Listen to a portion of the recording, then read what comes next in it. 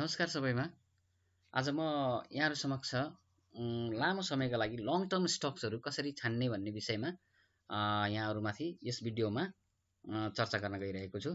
र आज नेप्से अल्फा मार्फत हामीले चाहिँ यसरी स्टक छनौट गर्न सक्छौं जुन स्टक चाहिँ लङ टर्मका लागि चाहिँ हामीलाई उपयुक्त हुन्छ, जसमा चाहिँ हामी लगानी गर्न सक्छौं ढुक्क भएर। हाम्रो पैसा पनि सेफ रहन्छ र हामीले ब्याङ्कमै पैसा जम्मा गरे जस्तै हुन्छ लङ टर्म स्टक छान्न सक्यौं भने।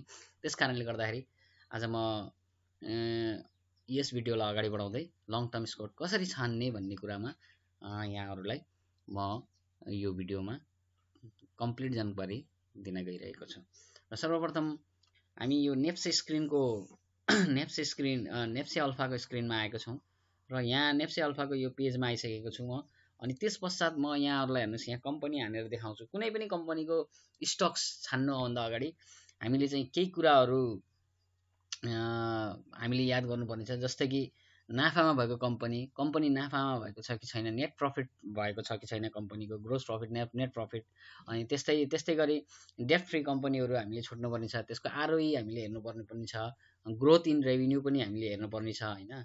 अनि त्यसै गरी धेरै कुराहरु हामीले हेर्नुपर्ने छ। तर अहिले म यहाँहरुलाई चाहिँ नेप्से अल्फा मार्फत केही कुराहरु म यहाँहरुलाई देखाउन गइरहेको छु। सबभन्दा पहिले मैले जस्तै कि एउटा कुनै पनि नराम्रो कम्पनी भनौं न, नराम्रो कम्पनी जसको प्रफिटहरु माइनसमा चलिरहेको छ, डेब्ट टु इक्विटी पनि धेरै छ, धेरै भएको डेब्ट टु इक्विटी, ऋण धेरै भएको कम्पनीहरुको यसो म यहाँहरुलाई देखाउन चाहन्छु।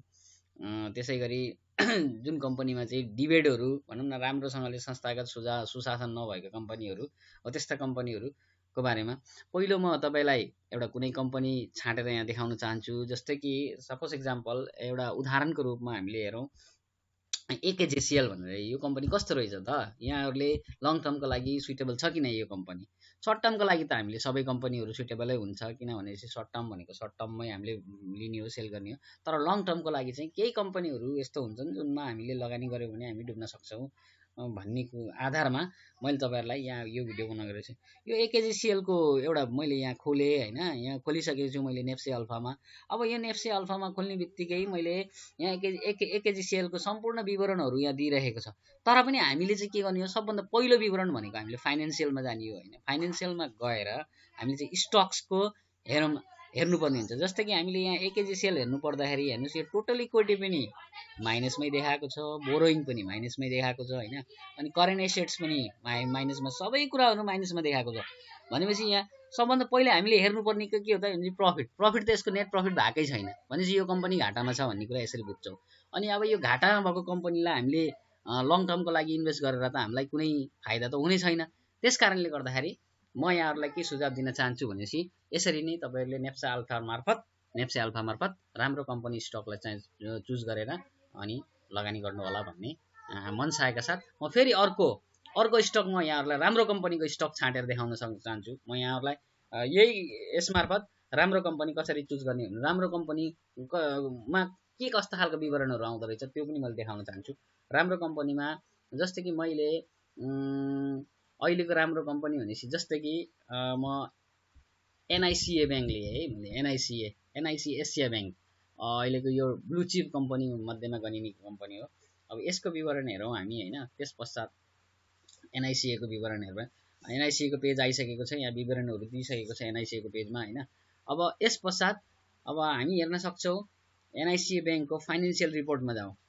फाइनान्शियल रिपोर्टमा जाँदाखेरि हामीले हेर्न सक्नुहुन्छ यहाँ अरु केही हेर्नु पर्दैन, नेट प्रफिट हेर्नु पर्यो 2.78। नेट प्रफिट यहाँ हेर्नु, यहाँ यो अहिलेको क्वार्टरको 79-80 को क्वार्टरको यो प्रफिट पनि यहाँ दिएकै छ हैन। सबै कुराहरु हेर्नुस्, तपाईको चाहिँ हरियोमा दिएको छ, सबै कुराहरु हरियोमा दिएको छ यसमा। अनि तपाईको लोन्स एन्ड एडभाइस यसमा हामीलाई कुनै आवश्यकता छैन। यसमा अपरेटिङ प्रफिट भनेर सबै प्रफिटहरु हामीलाई देखाइदिएको छ। ईपीएस पनि देखाइदिएको छ, आरयू देखाइन्छ। तर हामीले बैंकको हेर्ने भनेको बैंक या कुनै वित्तीय संस्थाहरुको चाहिँ हामीले चाहिँ कसरी हेर्छौं भनेपछि एनपीएल हेर्नुपर्छ, रिटर्न अन इक्विटी भनौं न, डेब्ट टु इक्विटी हामीले हेर्दैनौं। हाइड्रो पावरहरुकोमा चाहिँ डेब्ट टु इक्विटी हामीले हेर्न सक्छौं। अब डेब्ट टु इक्विटी पनि हेर्नलाई म तपाईहरुलाई यहाँ यसरी चाहिँ डेब्ट टु इक्विटी पनि बताउँछु। जस्तै कि कुनै कम्पनी भयो, जस्तै कि मैले एचआईडीसीएल को यो, किनभने चाहिँ बैंकहरुमा चाहिँ एनपीएल हेर्ने हो हामीले, अनि डेब्ट टु इक्विटी चाहिँ हामीले चाहिँ हाइड्रो पावरहरू लगायत म्यानुफ्याक्चर कम्पनीहरू पनि। जस्तै मैले एचआइडिसिएलको डेप्ट टु इक्विटी यहाँहरूलाई हेरेर देखाउँछु, यो कस्तो कम्पनी रहेछ, ऋणमा छ कि छैन भनेर डेप्ट टु इक्विटी है। अनि डेप्ट टु इक्विटी देखाउनको लागि मैले यहाँ तपाईँहरूलाई हेर्नुहोस् यो आइसकेछ एचआइडिसिएलको। अनि म यहाँ सिग्नलमा जान्छु होइन, सिग्नलमा गएर नेप्से अल्फाको पेजबाट सिग्नलमा गएर मैले तपाईँहरूलाई यहाँ देखाइसकेँ डेप्ट टु इक्विटी। डेप्ट टु इक्विटीमा हेर्नुहोस् तपाईँको 0.03 भनेको यो चाहिँ के छ, 30% सम्मको डेप्ट टु इक्विटी यो कम्पनीको रहेछ भने चाहिँ 30% ऋण रहेछ यो कम्पनीको भनेर हामीले यसरी बुझेको छौँ। यति गर्दै म आजको यस बसाइमा आजको मेरो यो कसरी कम्पनी मा गएर कसरी कम्पनीहरू सेलेक्सन गर्ने भन्ने विषयमा गएर म यहाँहरूलाई यही भन्दै आजको मेरो यस भिडियोलाई चाहिँ लाइक गरिदिनु होला, कमेन्ट गरिदिनु होला भन्दै बिदा हुन चाहन्छु। हस् त।